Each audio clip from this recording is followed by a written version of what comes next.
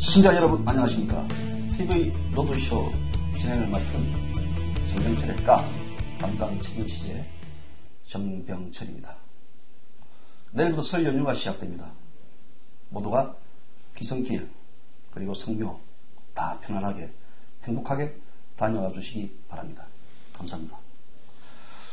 제가 지난주 방송에서 북한 김정은 제1국방위원장의 생모 고영희 씨의 가족사를 전격 공개했습니다. 아마도 그 고영희 씨의 가족사를 공개가 국내적으로 많은 관심을 모았던 것 같습니다. 그저께 한 일간신문은 이 TV 로드쇼 정병철의 까에서 깠던 그 내용을 그대로 단독 보도했습니다.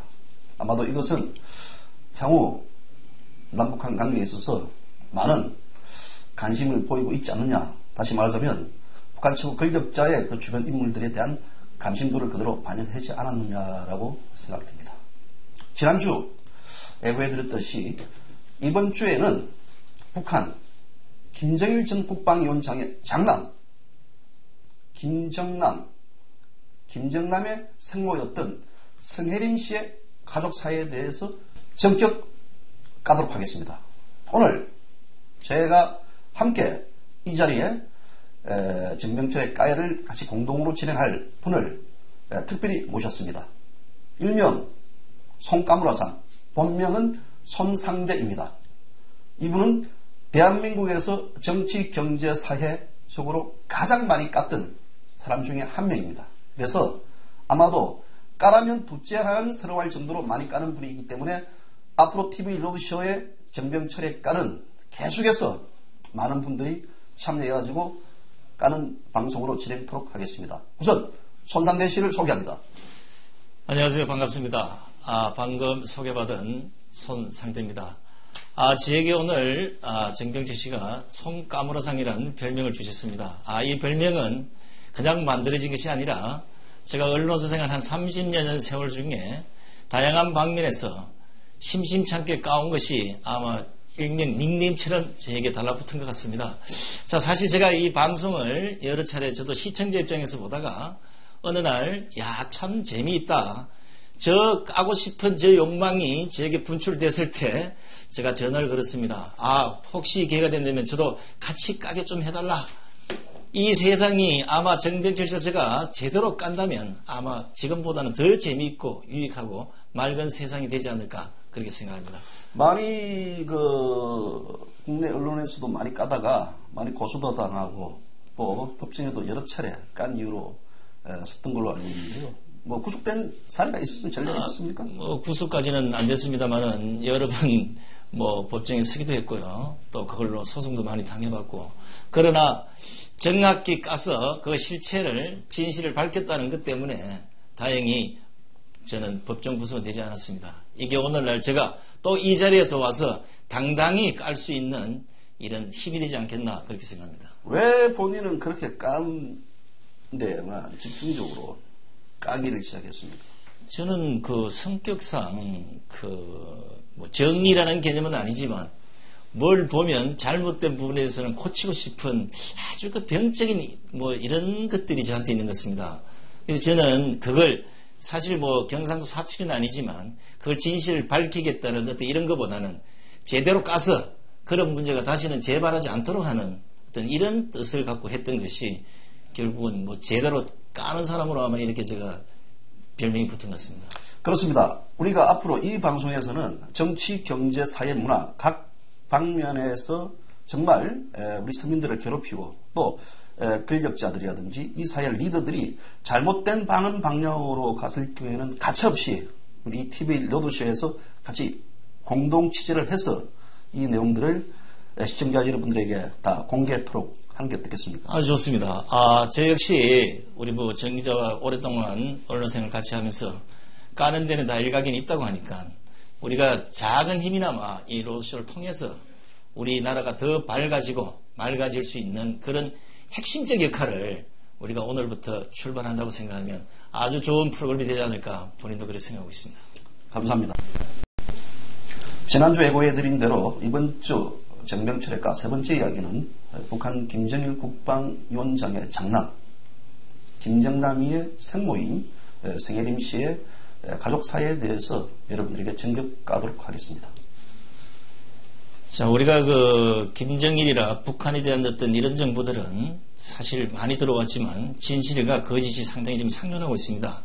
그런 의미에서 오늘은 제가 첫 출연인 만큼 제가 거꾸로 질문을 한번 드려보도록 하겠습니다. 최근 북한 김정은이 장성택을 처형한 이후에 북한에 대한 관심도가 부쩍 높아졌습니다. 이 때문인지 지난주 로드쇼에서 방송해드린 김정은의 생모 고영희에 대한 오사카 가족사가 아마 많은 관심을 보인 걸로 알고 있습니다. 어땠습니까? 예, 그렇습니다. 저도 예상외의 반응에 깜짝 놀랐습니다. 제가 한 조간신문, 그저께 보도된 조간신문을 가지고 왔습니다. 이거 신문을 보니까 일면에 김정은 가족 묘가 제주도 발견됐다는 기사와 함께 이면에 이 기사가 완전 데스크톱 됐군요. 김정은 외가는 탐마 혈통, 고영희 사촌, 지금도 제주 살아 해가지고 이 기사가 모 신문 이면에 전면으로 나왔습니다. 아마도 이런 예상의 반응에 저도 좀 더 신비감을 갖고 여러분들이 보다 더 다양한 정보를 가지고 계속해서 이 방송에서 까도록 하겠습니다. 그러면 오늘 저희들이 방송된 이 부분도 아마 저희들 주요 일간지들이나 타 언론 매체에서 아마 데스특별을 할 것으로 보고요. 본격적인 제가 질문을 한번 해보도록 하겠습니다. 예. 그렇다면 이번 주는 이미 예고해드린 바와 같이 김정일의 첫 번째 부인으로 비극적 삶을 살다간 우리 성예림 씨 가족사를 집중 진단해 보겠습니다. 성예림 씨에 대해서 설명 좀 해주시겠습니까? 성혜림 씨는 말 그대로 비림의 여인이었습니다.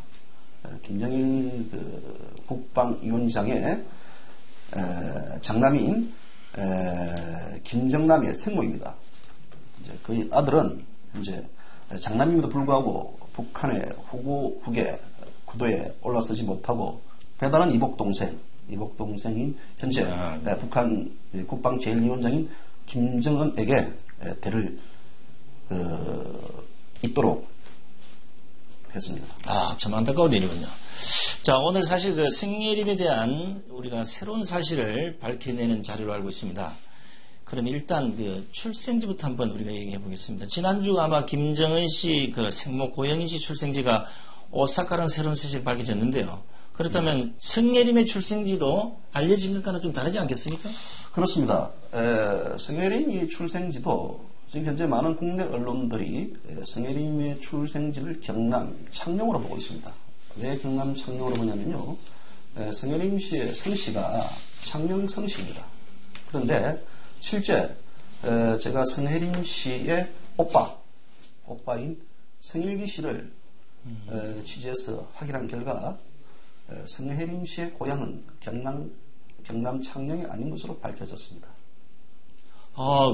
지금 보통 대부분의 보도들이 경남 창녕으로 대부분 보도를 하고 있었습니다. 예, 맞습니다. 그러면 오늘 이 사실은 경남 창녕이 아닌 예. 서울이라는 거죠? 맞습니다. 그런데 이 같은 사실을 그럼 어떻게 확인했습니까? 이 같은 사실은요, 제가 성일기 씨를 한 4, 5년 전에 세 차례 만났습니다. 세 차례 만났는데 그때가 아마도 이명박 정부가 갓 출범했을 때입니다.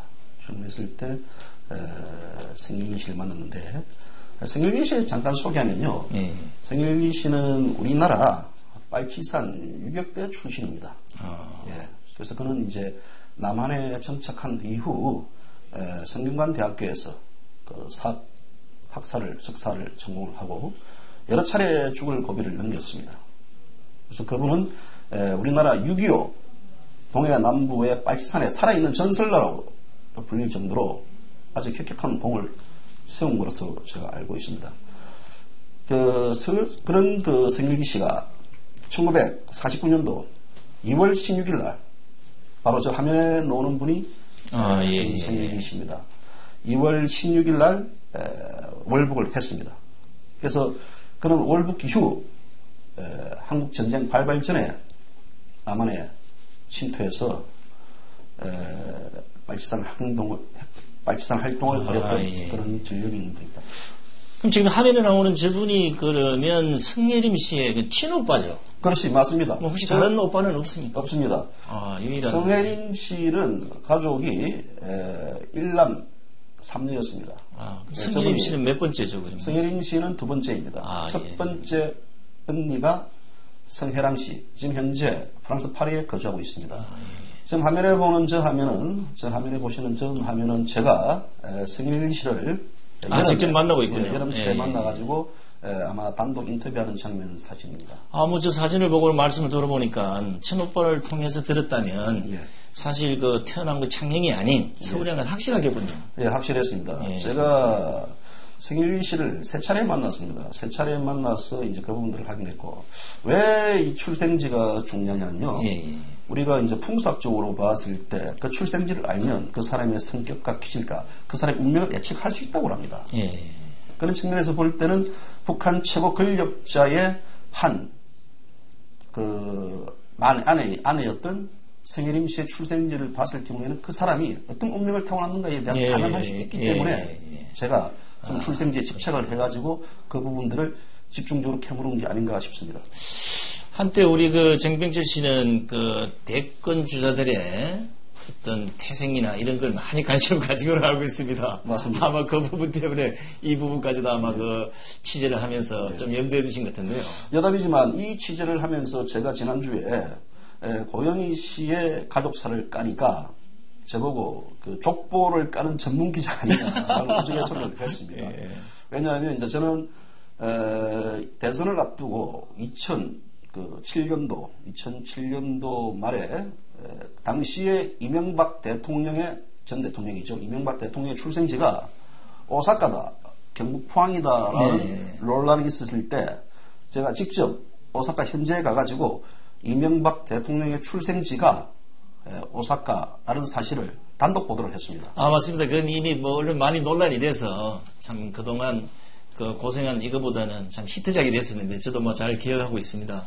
그 부분이 아마 우리 정병재 씨는 이런 부분에 대해서는 아마 타협 출연을 좀 불허한 것 같은데 그걸 굳이 꼭 끝까지 까주셔서 이 사람이 어디 태어나서 어떤 행동을 했고 어떻게 살아고 이런 걸 혹시 쾌감을 느끼지 않습니까? 저는 쾌감보다는요, 그 한 시대의 국민의 리더와 지도자가 되는 사람들은 그분이 어디서 태어났는가에 대해서 정확하게 알아야 됩니다. 자기의 출생지마저도 그것을 속인다 그러면요, 그 사람은 국민들에게 영원히 속일 수밖에 없는 그런 사람이 되지 않을까라는 생각입니다. 그런 의미에서 저는 앞으로도 우리나라 향후에 우리 대선에 출마하는 후보자들이라든지 또 다른 사회 저명한 지도층 인사들의 출생지와 그의 성장 과정들을 철저하게 취재를 해서 기회가 된다 그러면 까도록 하겠습니다. 아주 좋습니다. 우리가 이 방송을 통해서 세상의 어떤 그런 가족사나 이런 것들도 저희들이 철저하게 한번 까보도록 하겠습니다. 사실요, 동생이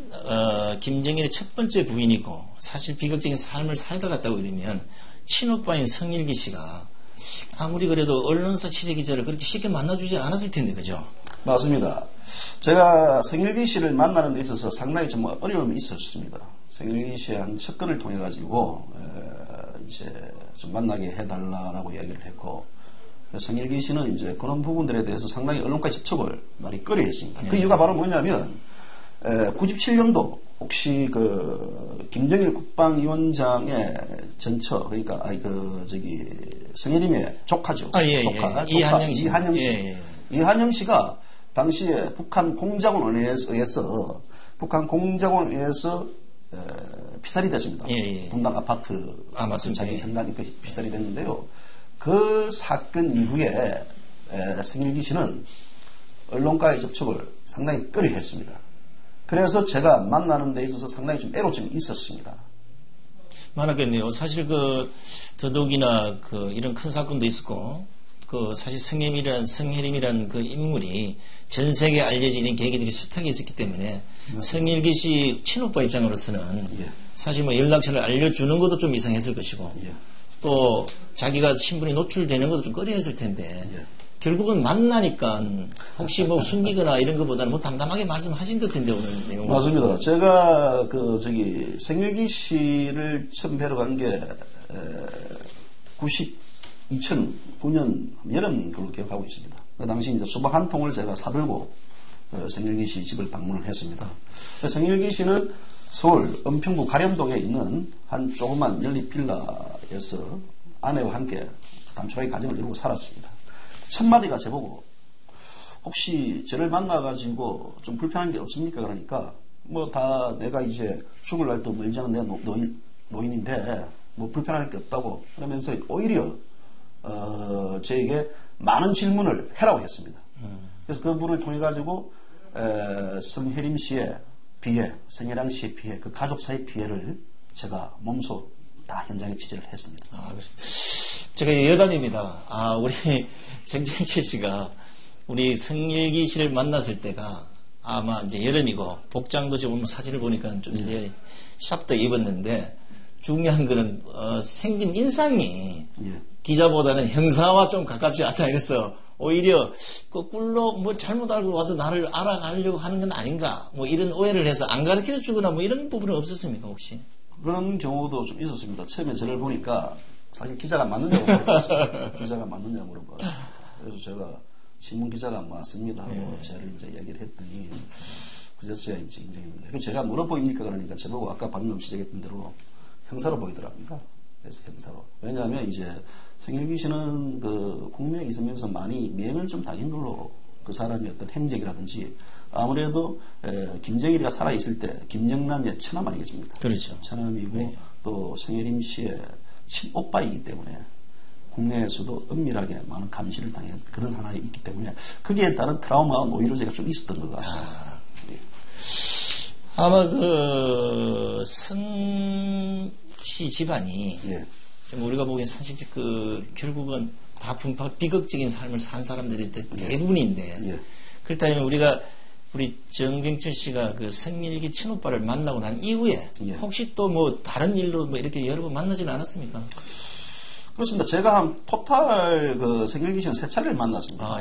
세 차례를 만났고 이제 한 그 일본에 유령 매체와 함께 같이 또 공동 인터뷰를 했고 또 뭐 이렇기 때문에 지금 뭐 꺼림 없이 좀 만날 수 있는 그런 분이 아닌가. 그리고 그분은 자기의 어떤 이 비애적인 삶을 숨기려 하지 않습니다. 왜냐하면 이제 민족 사회의 아픔이기 때문에 이런 부분들에 대해서는 두 번 다시 남북한의 대치라든지 전쟁 이런 부분들이 있으면 안 된다라는 하나의 그런 측면이기 때문에 자기의 살아왔던 비애를 남김없이 밝힘으로써 후세에 그런 부분들이 좀 잘 전달되기를 그런 메시지를 전달합니다. 그렇다면 오늘 이 부분이 상당히 중요한 부분인데요. 지금까지 그 창녕 성실한 것 때문에 출생지도 창녕이었고 이런 식으로 대부분 보도됐고 지금 현재 대부분 그리 알고 있는 사람이 태만입니다.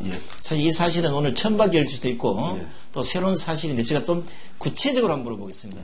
그 성일기 씨와 만나서 우리가 태어난 곳이 서울이라고 하는데 성악기 서울 어디며 그게 지금 현재 어떻게 되어 있으며 이런 부분들 좀 설명해 줄 게 있습니까? 예, 맞습니다.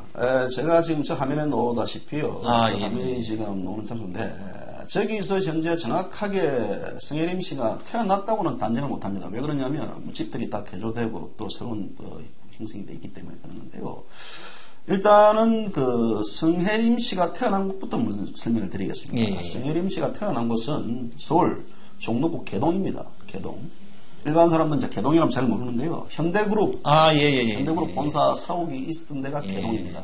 그 개동 뒤에 보면 주택가가 몇 군데가 있습니다. 그 주택가에 성혜림 씨가 태어났는데 지금 방금 나오는 저 사진이 아마 그 성혜림 씨가 태어난 그 집이 아닌가라고 추정이 됩니다. 그러면 현재 그때 태어났을 때 그 가옥이 아닌 아니면 뭐 다른 가옥이 새로 지어진 것입니까? 아니면 그 가옥이 아직 그냥 남아 있습니까? 그 가옥은 지금 현재 없는 걸로 알고 있습니다. 그런데 흥미로운 것은요. 흥미로운 것은 그 성혜림 씨가 태어난 바로 그 옆집이 우리나라 독립운동가 여운형 선생. 여운형 선생이 바로 그 옆집에서 살았다고 합니다. 그래서 지금 또 그 성혜림 씨가 성일기 씨가 지목했던 그 출생지에 가면 영훈영 선생의 그 집터라는 기념 표지판이 그 앞에 집 앞에 있습니다. 지금 그 앞에는 그건 저도 기억하고 있습니다. 제가 그 사실 그 목량 여운정 선생의 그 암살본 최후의 고백엔 제가 책을 쓴 바가 있습니다. 아, 그렇습니까? 그래서 제가 그 부분을 마침 또 거기군요. 맞습니다. 자, 한번 그 기억을 더듬을 수 있는 분이라면 한번 찾아가 보면 쉽게 찾을 수 있겠네요. 이게 현대사옥 아직 그쪽 뒤쪽인가요? 현대사옥 바로 뒤쪽에 있고요. 그래서 제가 그 성일기 씨가 지목했던 그 유사한 장소에 가서 가게에서 물어봤습니다. 혹시 여기가 성혜림 씨가 태어난 곳이 아니냐라고 제가 물어본 적이 있는데 그 가게 주인이 깜짝 놀라면서 자기는 이런 부분들에 대해서 처음 듣는다고 얘기를 했습니다. 어쨌거나 지금 현재 많은 사람들이 북한 성혜림이의 출생지가 경남 창녕으로 알고 있는데 그 창녕은 왜 그러냐면 방학 되면 성일기 씨가 성혜랑이와 성혜림 씨와 같이 세 명이 놀러 갔던 곳이랍니다. 거기에 누가 살았냐면요. 거기에 큰아버지가 사셨습니다. 큰아버지가 사셨기 때문에 아마도 일반 사람들은 그런 식으로 오해를 하고 있는 것 같습니다. 제가 그 일부 자료를 보다 보니까요. 그 지금 성혜림 씨가 초등학교도 서울, 맞습니다. 중학교도 서울인데 창녕이 태어난 곳이라고는 좀 이치가 안 맞다고 생각했는데 맞습니다. 마침 오늘 우리 정병지 씨가 진짜 다양한 취재를 통해서 이걸 정확히 또 확인해 주셨고 또 친오빠로부터 들었고 친오빠도 결국 같은 집에서 태어나지 않았겠습니까? 성혜림 씨가 학교를 다녔던 건 서울 4대 부속 초등학교를 다닌 걸로 제가 알고 맞습니다. 있습니다. 그리고 중학교는 바로 개동 옆에 있는 풍문여중. 풍문여중을 다니다가 월북을 했습니다. 그렇기 때문에 일각에서 이야기하는 성혜림 씨의 고향이 출생지가 경남 창녕이라는 것은 좀 맞지 않는 얘기들이죠. 맞겠네요. 뭐 이 부분은 뭐 역사가 살아있다면 나중에 철저히 보정이 되겠죠. 그때 되면 아마 오늘 우리 정병철 씨 얘기하신 이 새로운 역사가 또 한 번 로드쇼를 통해서 정확히 밝혀지는 시간이 되는 것 같습니다. 조금만 거슬러 올라가겠습니다. 요즘 북한에서 무슨 혈통 이런 걸 많이 하는데요. 물론 뭐 이제 김일성 이후에 김정은이까지 백두혈통을 찾아서 아마 이런 걸 강조하다가 결국은 우리 정병철 씨가 처음으로 그 고영희 씨에 대한 그 오사카 제주도 반반혈통을 주장하는 바람에 백두혈통이 깨진 것입니다. 그렇다 이르면 지금 현재 성혜림도 그러면 백두혈통이 아니잖아요. 성혜림 씨는 백두혈통이라고 보기 곤란하죠. 성혜림 씨가 태어난 곳을 보면요. 청와대에 북악산, 삼각산이 둘러싸여 있습니다. 그런 의미에서 본다 그러면 성혜림 씨는 북악산 혈통이라고 봐야 되지 않겠습니까? 그렇겠네요. 북악산이 바로 뒤에 보이고 있습니다. 지금 저 화면에 보이는 산이 약간 안개가 껴서 그러는데요. 저게 이제 서울 북악산 성균관대학교 뒤로 올라가면 그 북악산의 마지막 줄기 서울 산성이 있습니다. 그 와룡공원 앞에서 제가 촬영한 사진인데요. 저 사진에 보면 이제 그 개동 즉 그 성혜림 씨가 출생했던 그 지역이 눈에 들어옵니다. 그렇군요. 그래서 북악산의 마지막 줄기가 개동을 감싸고 있기 때문에 성혜림 씨는 북악산의 전기를 타고 북악산의 혈통을 타고나지 않았느냐. 참 좋은 얘기네요. 우리가 지금 오늘 역사에 참 중요한 오늘 결정타를 많이 날리는데 까는 것보다 더 세게 까서 앞으로 어떤 다른 언론들이 뭐 백두혈통 이러면 우리가 성혜림은 북악산 혈통이라는 걸 오늘 한번 못을 박아버리죠. 그냥. 맞습니다. 성혜림 씨는 북악산 혈통이 맞습니다. 맞고요. 흥미로운 것은요. 북한의 김정일 전 국방위원장의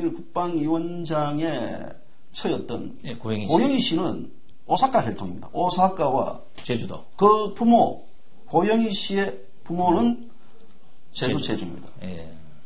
그런 의미에서 본다 그러면 지금 현재 김정일 국방위원장의 생모는 오사카와 제주의 혈통, 한라와 오사카 혈통을 두 가지 지닌 분이시고 반반 혈통이네요. 반반 혈통입니다.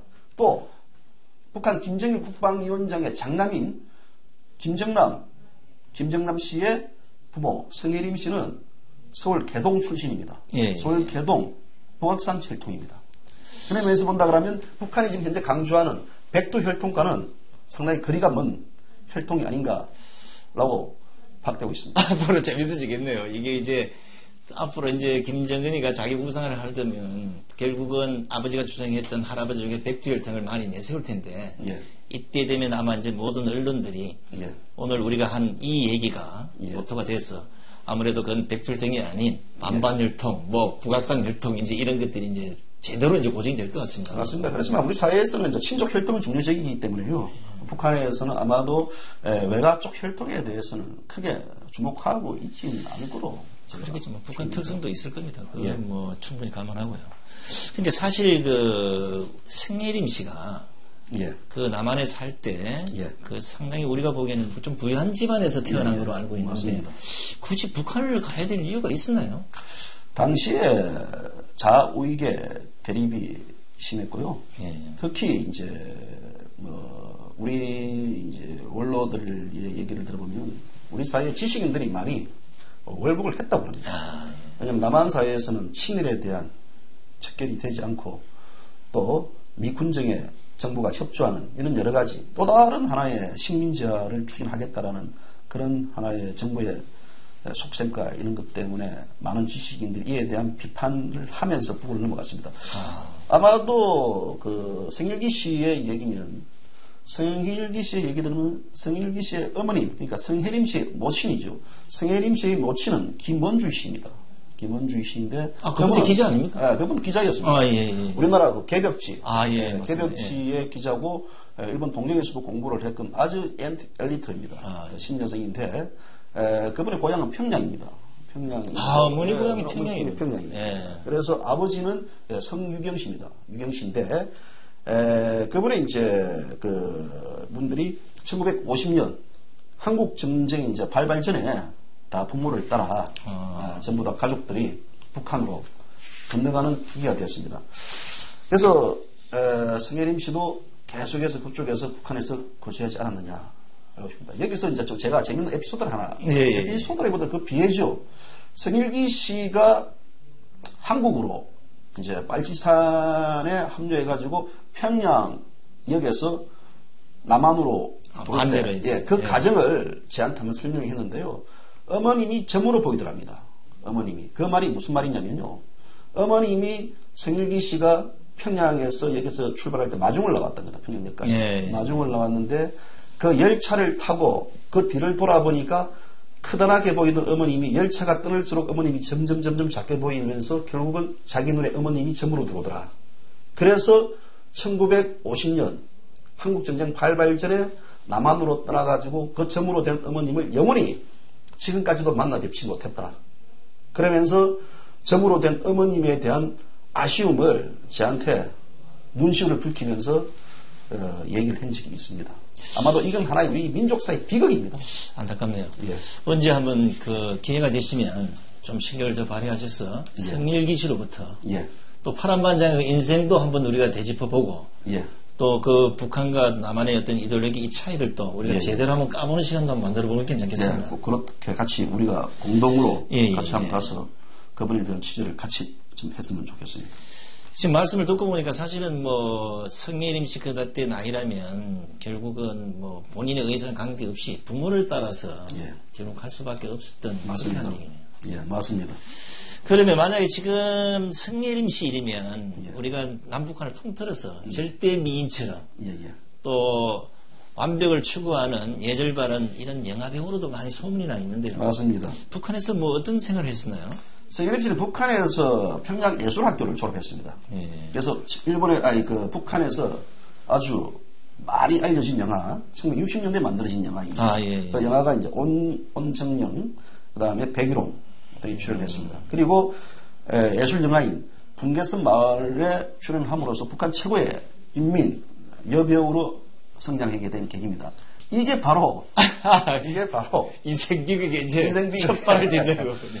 본인에서는 인민 최고의 여배우로 성장하지만 본인의 또 삶이 비극적 삶으로 전환되는 그 두 가지의 무대가 성예림에게 펼쳐지게 됐습니다. 승일임이 이제 비극이 예. 지금부터 좀 밝혀질 텐데 예. 만약에 지금 이 말씀을 듣고 나니까 북한에서는 예쁘고 잘생긴 것도 비극의 단초가 될 수 있겠네요. 맞습니다.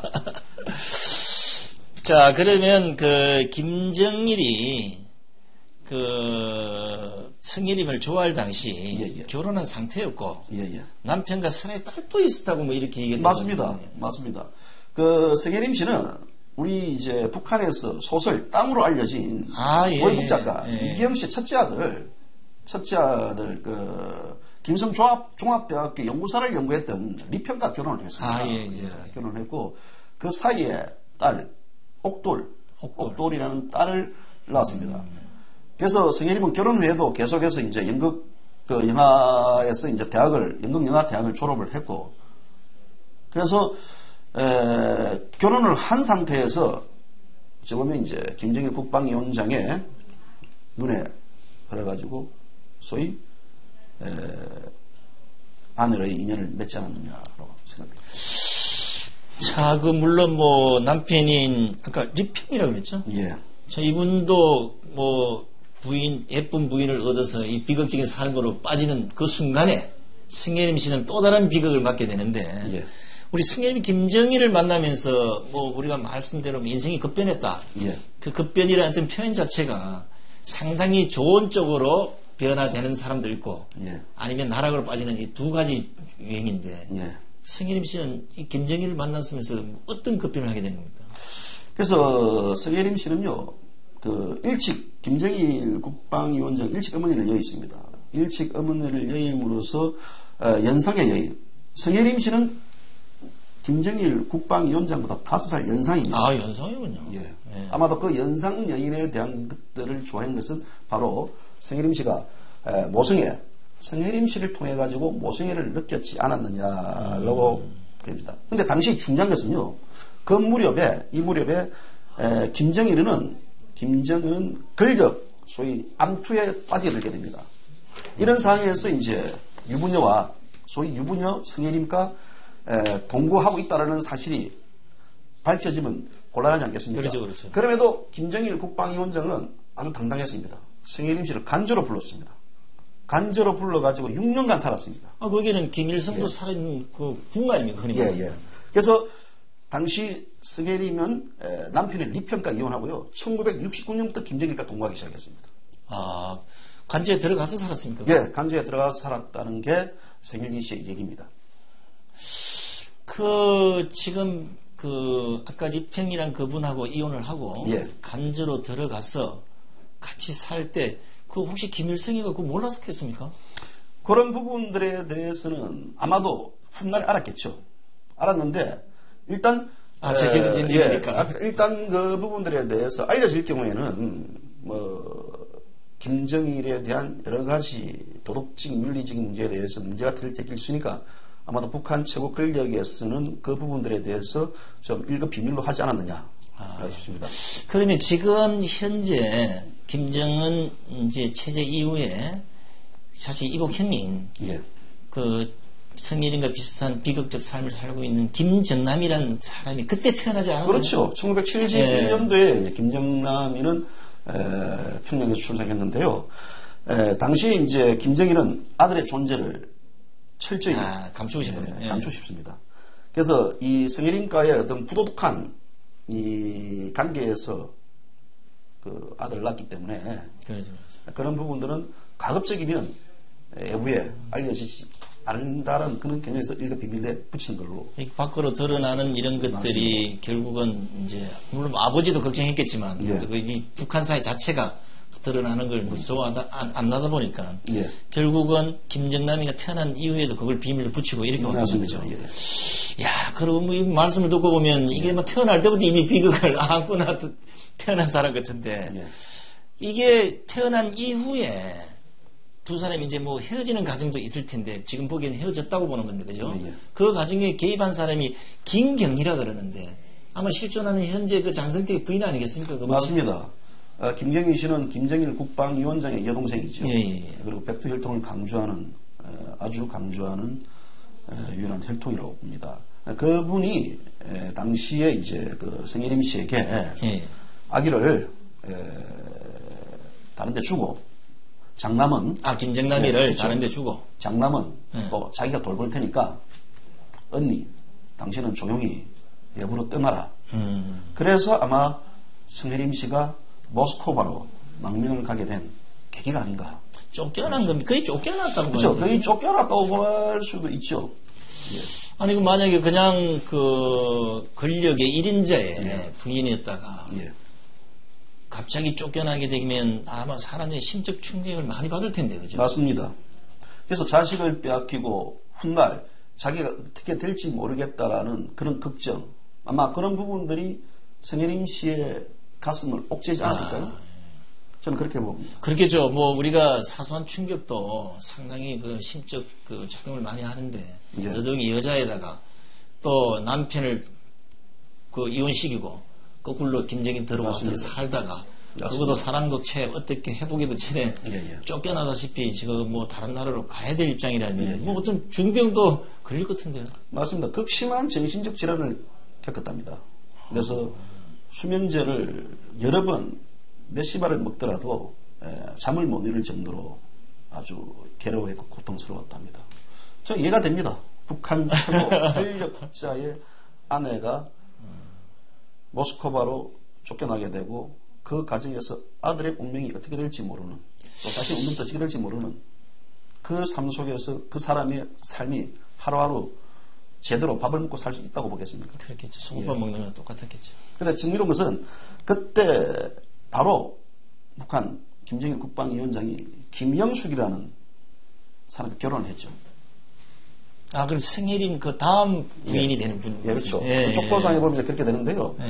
그래서 김영숙이라는 사람은 어찌 보면 본처이자 거의 세 번째 아내라고 보도 됩니다. 예. 예. 북한에서 이제 중앙당 타자주 출신입니다. 1974년도 이제 결혼한 걸로 알고 있는데, 김정일과의 사이에서는 김설송과 김춘송이라는 딸이 있다는 정도는 알려져 있을 뿐, 아, 예. 김영숙에 대해서는 철저히 대일에 사여져 있는 인물입니다. 드러나지 않았습니다. 안정국 무슨 조타수라 그러면 그 결국은 김일성 주석이 있는 거기에 예. 조타수로 있다가 김정일이하고 눈이 맞아서 맞은 게 아니라 김정일이 일방적으로 좋아해서 예. 결혼을 하게 되면 이런 경우가 되겠네요. 그렇죠. 그런 경우일 수도 우리가 가는 추정은 가능하지만 그 부분들에 대해서 우리가 정확하게 정언을 그런 바 없기 때문에 뭐 북한 정언을 못 듣더라도 지금 방금 성혜림하고의 관계를 보면 예. 충분히 김정일 스타일은 그럴 수 있지 않느냐. 그렇죠. 우리가 추측은 가능하겠죠. 그래도 그 남녀 관계가 애를 낳고 몇 년을 살았다 그러면 그 사랑도 있을 텐데 예. 그렇게 모스크바로 쫓아낼 정도면 예. 그 참사랑이 아닌 예. 일시적인 엔젤 비슷하게 불러다가 어쩌면 권력의 비하라 볼 수 있죠. 왜냐하면 아까 말씀드렸다시피 북한 최고 권력자의 부인이다가 또 그 장남을 낳았던 엄마로서 아들도 보지 못하고 그렇겠네요. 모스크바에서 외롭게 살고 있었을 때 그 인간의 본성적 심리는 어떻게 했습니까? 그렇겠죠. 가슴이 아팠겠네요. 예.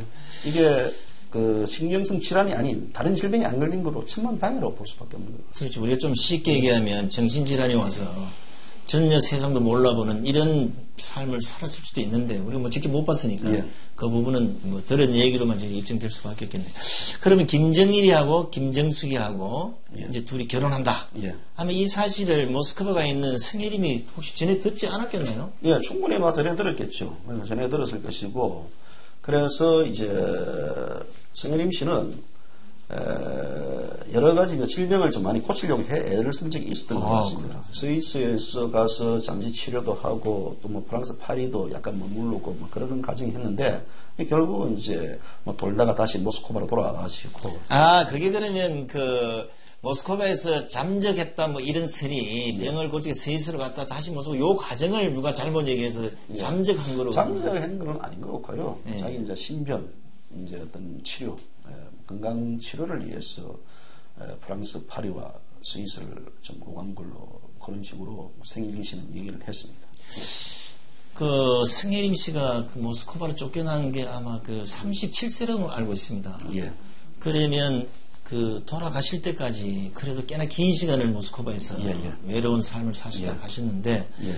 그 말년은 뭐 대충 어떻게 된 걸로 알고 있습니까? 그러니까 혜림 씨가 잡고한 날은요, 2002년 5월입니다. 2002년 5월이라면요, 우리나라가 당시에 월드컵 할 때. 월드컵에 고치되어 가지고요, 정말 월드컵의 축구공이 어떤 공이냐가 언론에 크게 보도될 당시입니다.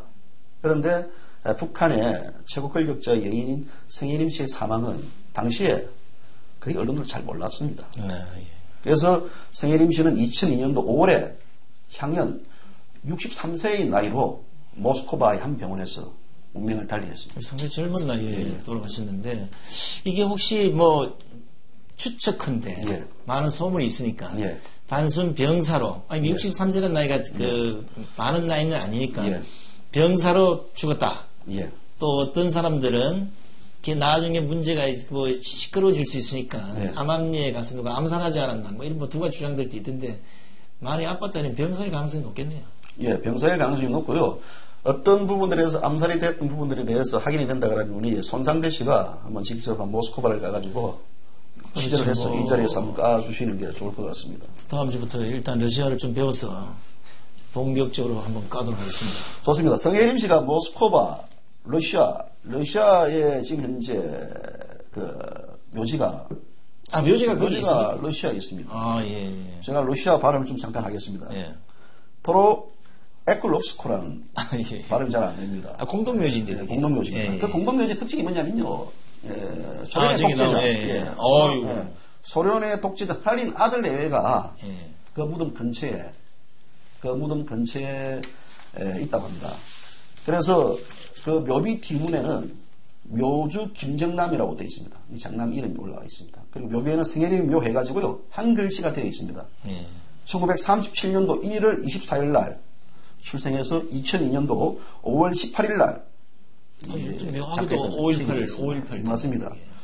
그 당시 이제 북한에서는 이 장례식장에도 아무도 가지 않고, 그래서 성혜림 씨의 묘가 북한에 있다는 설까, 그리고 모스크바에서 다른 데 있다는 설까, 여러 가지 설이 분분했는데, 지난 한 7, 8년 전에 국내 한 언론이 성혜림 씨의 묘가 모스크바의 공동묘지에 있다는 것을 단독 보도해가지고 한참 뒤에 이제 알려졌네요. 그죠? 맞습니다.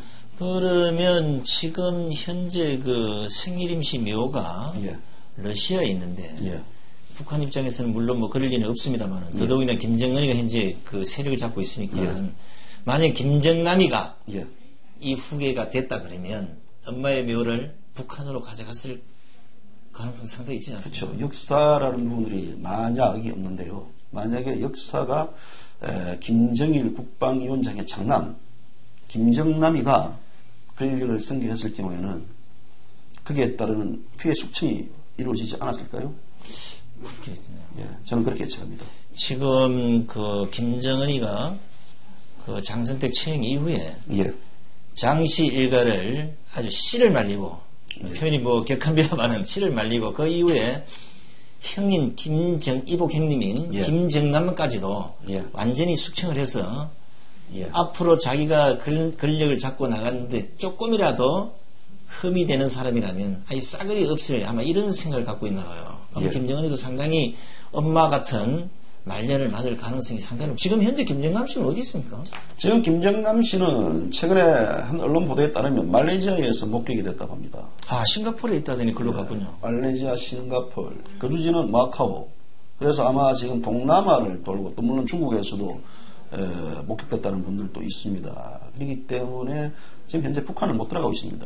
유랑생을 하고 있는. 그렇죠. 여기서 재밌는 얘기가 하나 있거든요. 성일기 씨가 옛날 93년 모스크바, 그리고 96년도 파리를 방문했습니다. 그 당시 파리를 방문했을 때 성혜림 씨도 같이 있었습니다. 그런데 성일기 씨는 당시에 성혜림 씨는 오빠 성일기 씨를 만나기를 꺼려했습니다. 만약에 만났을 경우에는 신변에 또 이상이 있을 수 있기 때문에 만나지 못하고 전화만 통화를 했다고 합니다. 근데 이제 성혜림 씨의 언니죠. 언니는 파리에서도 여러 차례 만나고 전화 통화도 자주 했다고 합니다.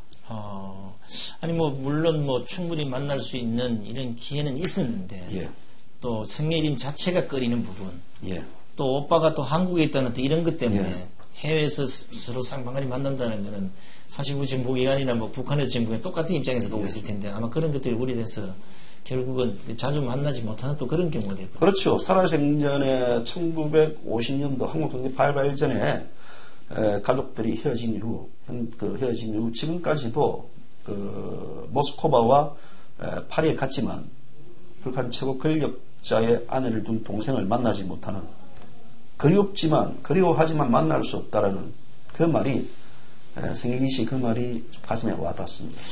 성일기 씨가 만약에 동생이 그 정도 아파서 병사에 이르를 정도가 됐다 그러면 예.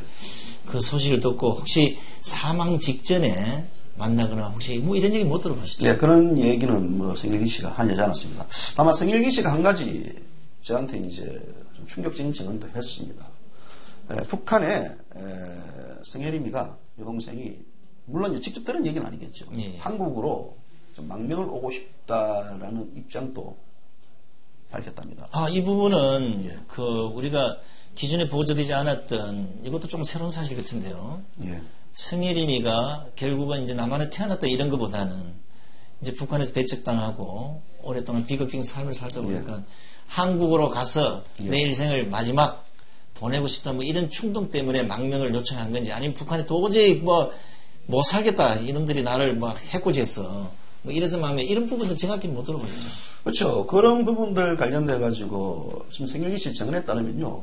성혜림 씨는 성혜랑 씨와 함께 한국으로 사실 오고 싶어 했다는 건 사실입니다. 다만 한국으로 모든 이유는 아들 김정남의 어떤 신변 여러 가지 고려됐겠죠. 그런 부분들 때문에 결국은 한국 망명을 선택하지 않았던 이유라는 게 성일기 씨 얘기인데요. 그 다음에 자세한 이야기는 향후에 우리 손상대 씨가 더욱더 알겠습니다. 이 자리를 통해 가지고 까주시기 바랍니다. 우리 시청자들이 궁금해하고 이런 것들은 저희들이 핀발이 떨어지고 뛰어서라도 제대로 까드려야 되지 않겠습니까? 자, 서울에서 태어나서 북한으로 간 이후에 최고의 인민배우로 살다가 또 김정일을 만나 남들보다 더 악한 비극적 삶을 살다간 성혜림. 그는 결국 김정일과 6년간의 사랑 때문에 비극의 종말을 오롯이 혼자 하는 셈이 됐군요. 맞습니다. 그렇습니다. 오늘의 정병철의 정병철의 까는 여기까지입니다. 다음 주에도 계속 여러분들에게 새로운 소식을 전해드리도록 하겠습니다.